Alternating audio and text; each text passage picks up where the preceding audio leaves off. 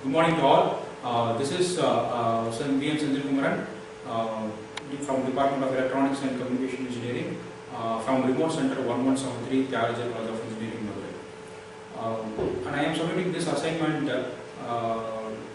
to 2 weeks short-term training program on pedagogy for effective use of ICT tools in improving engineering education to IIT Bombay.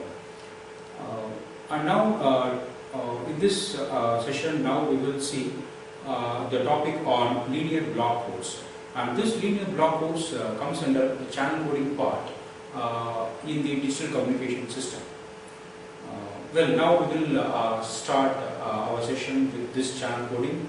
And in channel coding, we have many types. We have cyclic codes, linear block codes, and convolutional codes, turbo codes, and low density package codes. And now today we will see only on linear block codes. And now we will start. This very first block diagram shows the overall digital communication system model. In this overall digital communication system model, we have first a digital source, and then the digital source we are source coding that, and we are having a source coding block here. And after source coding block, we have a channel coder, and after channel coding, we are modulating the signal and transmitting through the channel. And on the receiver side, we have a demodulation and channel decoding, and source decoding part, and finally we will be getting back our original signal. And this linear block codes comes under the channel coding. And once if you are transmitting our signal through the channel, there will be an addition of noise and fading effects in the channel.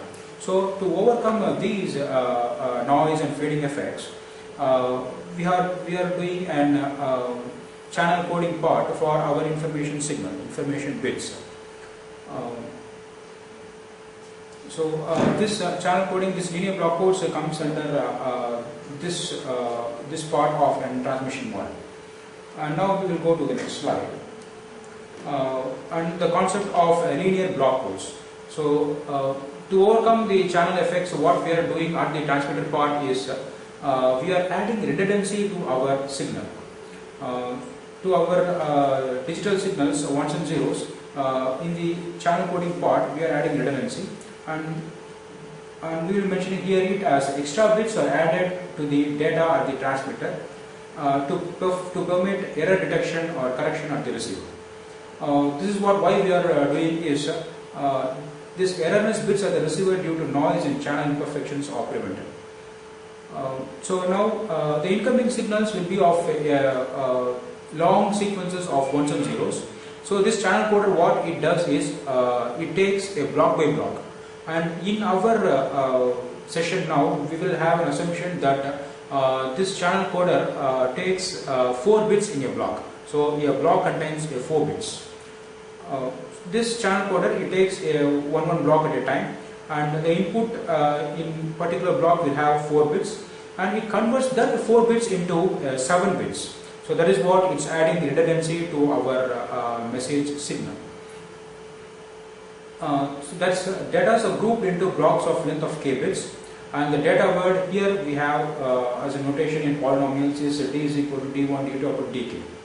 And this encoder, what it does is it converts this data words d into the combination of c. Obviously this c the length is greater than this data word length. That is, in general, n is greater than k. And this in short we can call it as an n, k linear block code. And after doing the coding part, we have a sequence of codes, and randomly if you take any 2 codes and if you do XOR operation, and it will be in the combination of the other code word. So that is one of the speciality of this linear block code. That is, the result of XORing any code word with any other code word is a valid code word. It will become another code word. And we can't able to add redundancy as our wish. That is what, if we add redundancy more and more, the coding rate will be reduced. That is, we will be mentioning here it as redundancy introduced by the code is quantified by the code rate is k by n. And if we increase the redundancy, obviously this code rate will be lower. So as our wish, we can't able to increase redundancy. It should be in the threshold. In this slide we have an encoder and decoder block of linear block code. And on seeing this encoder, we can see that our data word is of 4 bits in length, and in the code word also this same 4 bit is here.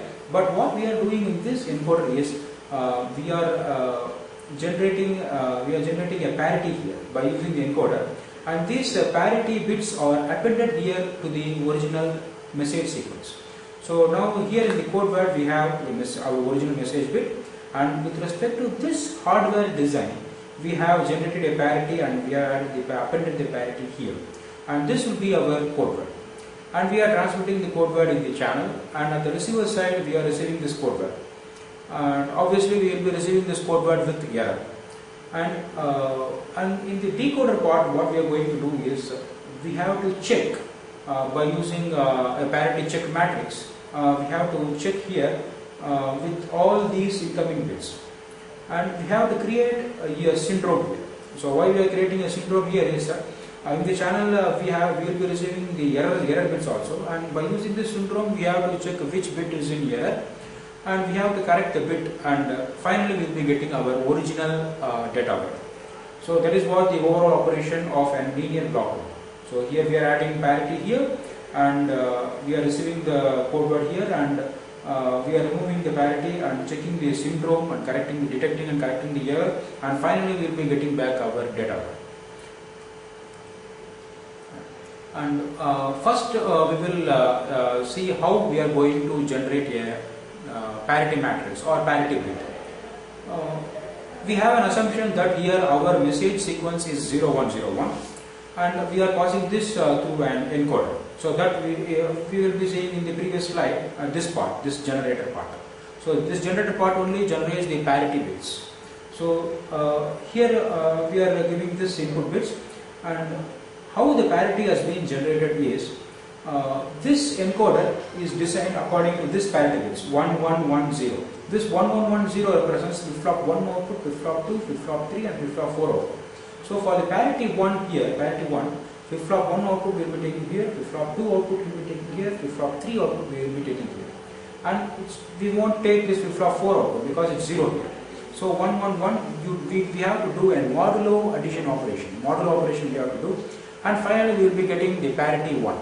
Similarly, for the second sequence 0111, we have to take outputs from flip-flop 2, 3 and 4.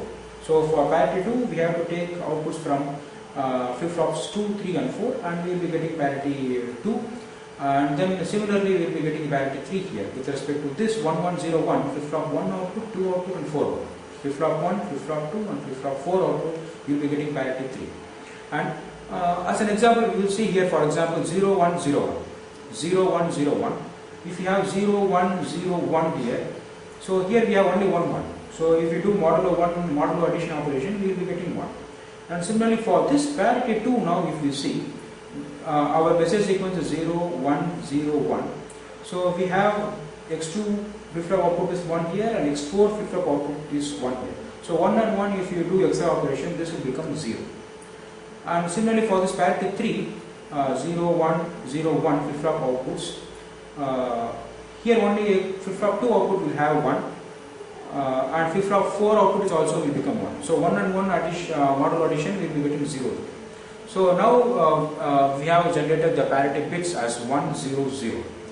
So for our message sequence 0101, we have the parity is 100, and this parity has been appended here, and this will be our code word. For our message 0101, the code word is 0101 100. And similarly for all the message sequences from 0000 to 1111, we have generated the code words. In the dictionary now we have formed all the code words for the message sequences from 0000 to 111. And in the encoder part, we have generated the parity bits, and by using this generator matrix we have our own message signal here and the parity bits here. So by using this generator matrix, now what we have to do is, by using our message sequence, it may be 0101 or 1011, we have to multiply with this generator matrix. And this generator matrix, what it does is, Simply the first 4 bits it will be same like this because we are multiplying with the identity matrix. So obviously the first 4 message bits will as it is same. But by the encoder we have designed here, the parity will be changed here. So this is because we are getting our code word. So finally we are generating our code word, and this code word will have a length of 1 cross 7. So we have at last we will be having the 7 bits. So now we are moving to the receiver part. So far we have generated our code word. So now at the receiver part we will be receiving our code word with error. So now we will be seeing this from this received code word. At the receiver side we are generating a parity check matrix H. So the parity check matrix, the equation, the formula here is this parity matrix we have to transpose here, and again we have this identity matrix of size n minus k is 3, identity matrix of size 3 cross 3. So now with this parity check matrix we have to do a transpose of this parity check matrix, and the received signal we have to multiply here. The received signal is now with error signal.